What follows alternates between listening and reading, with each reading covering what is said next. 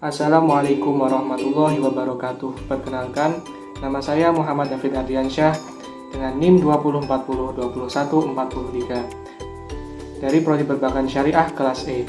Pada kesempatan kali ini, saya akan memaparkan mengenai rencana bisnis saya yang bertema Rencana Bisnis Perlengkapan Olahraga atau Aparel Bulu Tangkis. Video ini saya buat untuk memenuhi tugas mata kuliah pengantar bisnis kelas E dengan dosen pengampu Ibu Erni Zulfa Arini STMM. Berikut video pemaparan saya. Selamat menonton.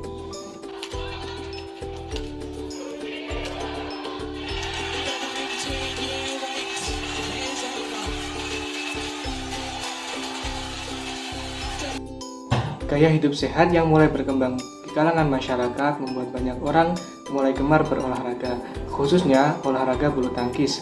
Di negara Indonesia sendiri, bulu tangkis tidak bisa diragukan lagi mengenai prestasi maupun ketenarannya. Keadaan inilah yang menurut saya adalah peluang besar untuk memulai bisnis perlengkapan olahraga atau aparel bulu tangkis. Bisnis perlengkapan olahraga sendiri termasuk dalam kategori ekonomi mikro karena dalam bisnis ini akan menganalisis dan mempraktikkan bagaimana cara mengambil keputusan dan perilaku apa saja yang mempengaruhi penawaran dan permintaan atas barang dan jasa, yang kemudian akan dapat menentukan harga dan sebagainya.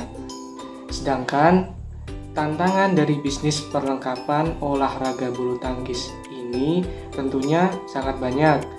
Misalnya saja, yang pertama adalah perkembangan teknologi. Yang kedua adalah semakin banyaknya pesaing bisnis aparel bulu tangkis. Yang ketiga, sumber daya manusia dan sebagainya. Nah, untuk mengatasi hal itu, maka saya sebagai pemilik bisnis harus mampu untuk membuat strategi bisnis agar bisnis yang saya tekuni tidak kalah saing dengan bisnis yang lainnya.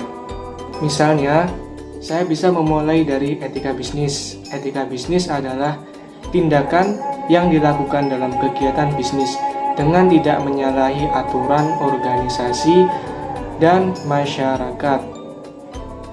Etika bisnis sendiri dipengaruhi dari gaya kepemimpinan, strategi individu, dan sebagainya.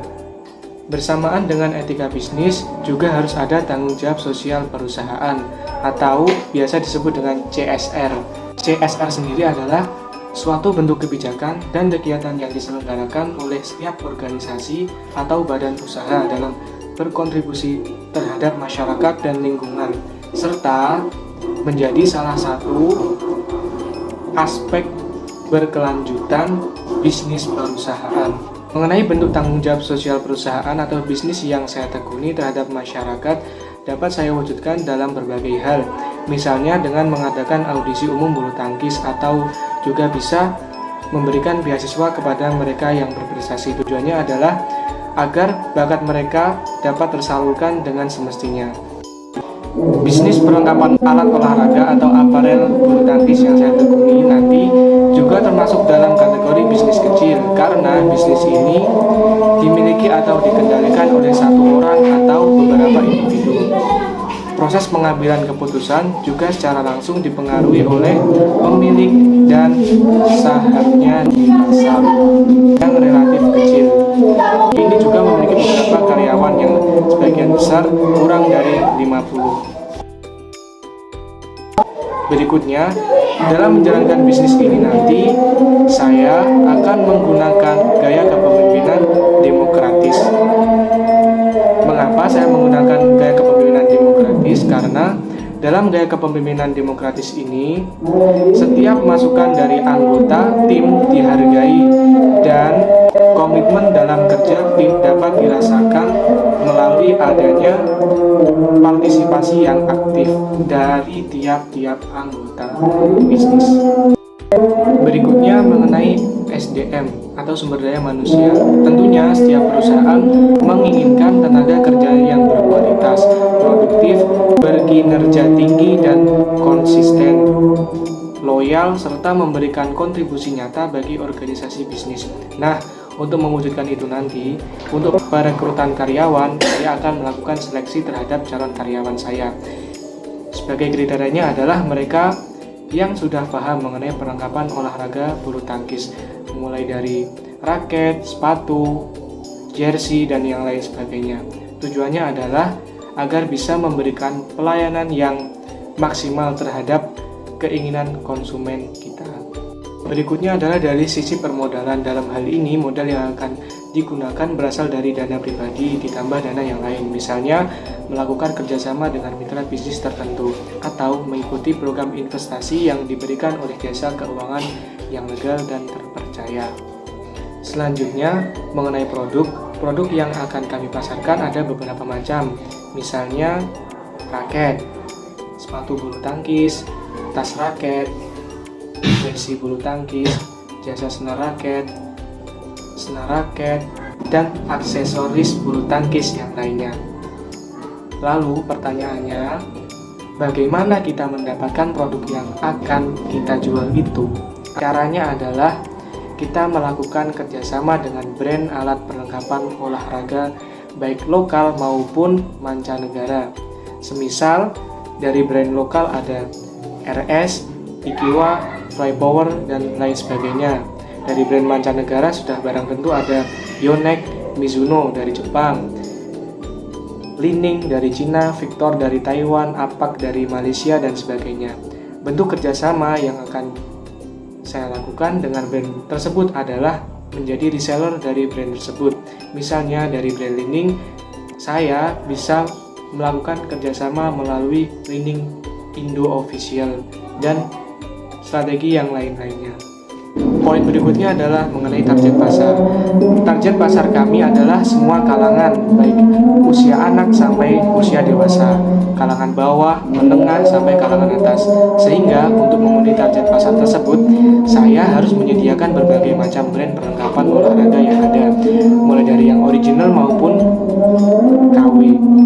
Tujuannya adalah agar konsumen bisa memilih aparel yang mereka inginkan dan mereka dapat menyesuaikan budget yang mereka punyai, sehingga bisnis yang saya lakukan akan selalu menjadi rujukan para konsumen.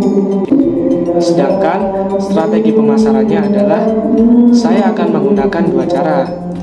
Yang pertama dengan membuka toko spot di tempat yang strategis, misal di pinggir jalan raya yang ramai orang, dekat gor, dan lain sebagainya. Tujuannya adalah agar memudahkan konsumen untuk mencari marketplace dari toko saya.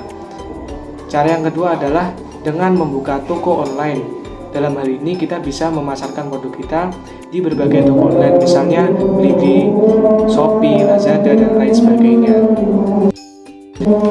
Kemudian yang terakhir adalah mengenai cara penetapan harga.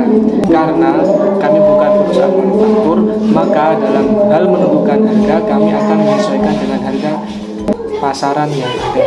Dan ketika mengambil keuntungan, kami memberikan kisaran keuntungan dari setiap produk sebesar mulai dari Rp10.000 hingga Rp200.000. Hal itu bisa saja kurang ataupun lebih.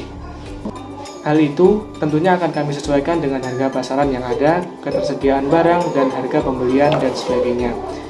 Misalnya, ketika menentukan harga raket Li-Ning, sebagai contoh, raket Li-Ning original oleh perusahaannya dibanderol dengan harga Rp1.500.000 sampai Rp4.000.000. Ketika barang sudah sampai di tangan kami, maka kami bisa saja menjualnya dengan mengambil fee atau keuntungan sebesar Rp50.000 sampai Rp200.000.